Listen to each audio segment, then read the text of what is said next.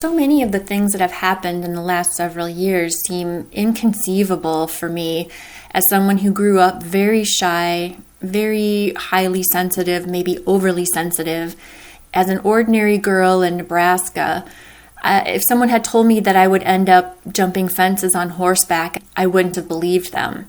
And then if someone had told me that falling off of a horse would kickstart this journey of writing a book that would then be published, I wouldn't have believed that either. But here we are. My book talks about how I went from this shy, timid, scared of everything little girl in Nebraska through some trauma in my teenage years that led to an eating disorder and depression, where I became obsessed with starving myself, convinced that if I could just become thin enough, I would be perfect. And if I was perfect, people would love me and therefore I would be happy.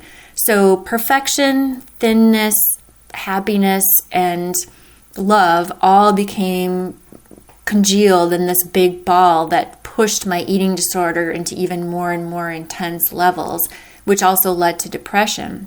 My weight swung wildly as I tried to figure out who I was throughout my late teens and early adulthood. And I finally worked up the courage to seek treatment at a wonderful place called the Emily Program. I made a lot of progress there. I started to gain some insight into things from my childhood, from the trauma in my teens, from the eating disorder and depression that I could see in a new light and use to fuel insight and learning and growth and development rather than the disaster that I was making of my life. But that treatment became even more successful and began to just increase tenfold when I decided, just for fun, I would take a few horseback riding lessons one summer at a small farm in Wisconsin called Seventh Farm. The minute I started riding horses, I was hooked.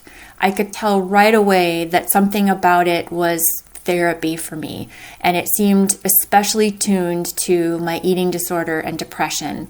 It put me back in my body. It made me listen to and pay attention to what my body was telling me in a way that I hadn't done since I was very small. It taught me about partnership and leadership and communication.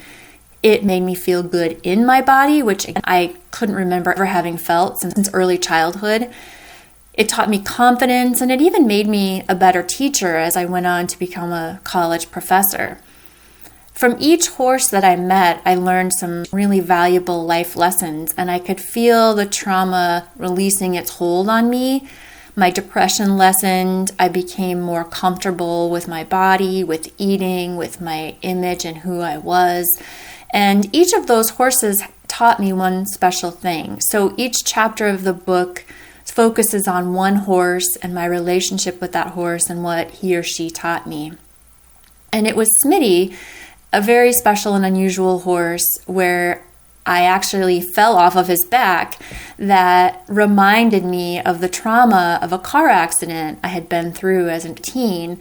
There was something about the sand flying up when I landed on the ground in the arena that reminded me of pieces of colored glass flying at me through the windshield from that car accident. Those parallels became a web of understanding and learning that led to my development of health, emotionally, physically, psychologically, spiritually.